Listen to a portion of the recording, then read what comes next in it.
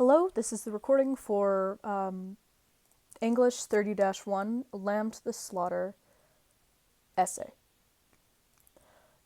The title is The Irony in Innocence. The phrase lamb to the slaughter refers to someone who is being directed into a dangerous or unpredictable situation unknowingly. A short story called Lamb to the Slaughter was written by Ronald Dowell and depicts a character named Mary Molinari,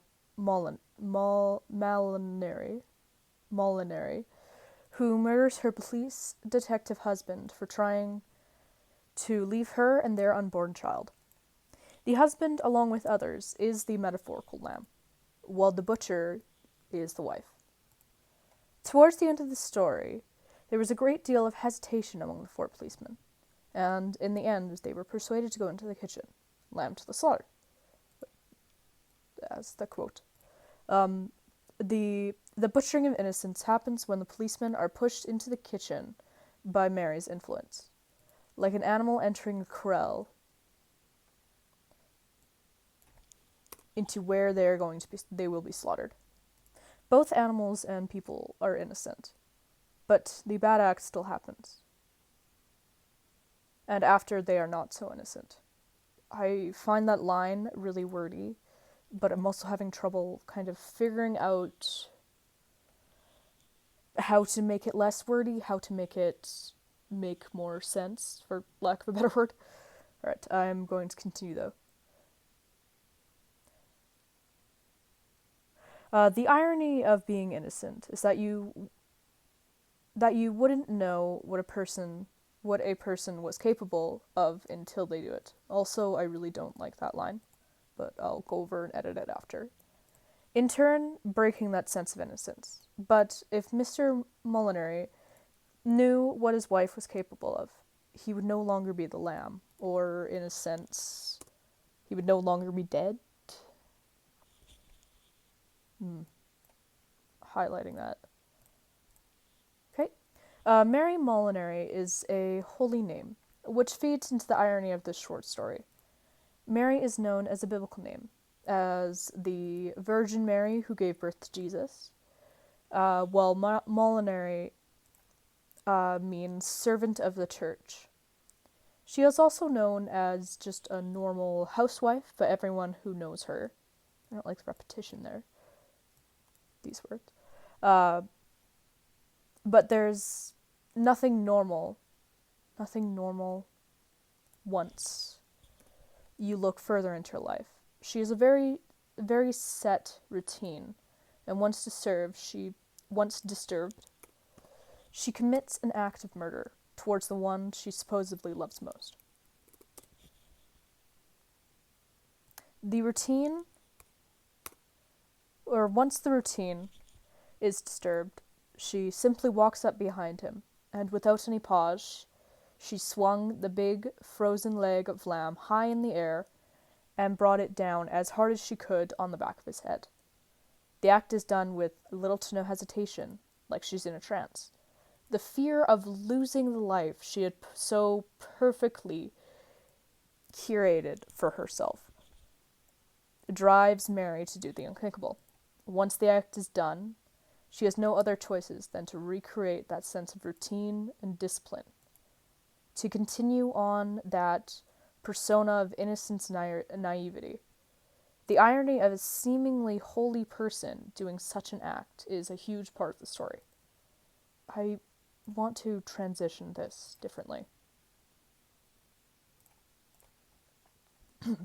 And on to the second body paragraph. When Mr. Molinari enters the house, he doesn't think he's going to be murdered. I mean, who would? And Mrs. Molinari doesn't think she's going to murder him. I want to change. I feel like I could add a more interesting word other than, murder him in an act of pure desperation for the life she's going to lose. Transition that better. The routine and simplicity of both of their lives, for the instant, is normal, simple even. Everything changes when he drops the bomb that he intends to leave her and their unborn child. And at that moment, Mary's vision of the future, her routine, and her life is disrupted. She probably knew that he didn't want her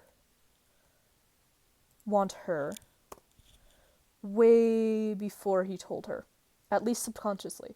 No one can be that prepared for the act she committed. She was so concise about it, down to the last detail. She acted out going to the grocery store before she even went, to ensure that she had an alibi. Even smiling at the grocery clerk was considered. Mrs. Mulberry planned and executed, that's supposed to be executed, the heist perfectly. The routine and, this is the last paragraph, conclusion paragraph. Okay? The routine and innocence all tie into the irony of this short story. Not just her actions, or the way she performs them, almost robotically, but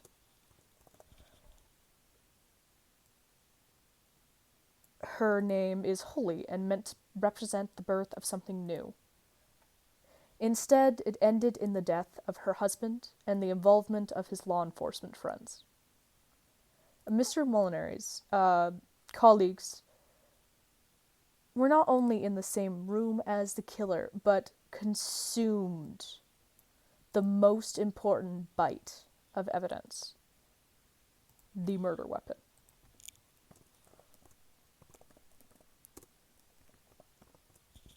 The colleagues never knew Mrs. Molinari's true intention. She is the wolf in sheep's clothing. People around her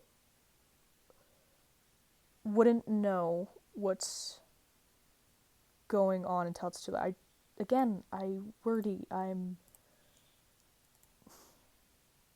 Overall, I think I need to expand more on the idea of innocence in naivety and add more onto the conclusion. But that is the draft I have right now. Thank you for listening.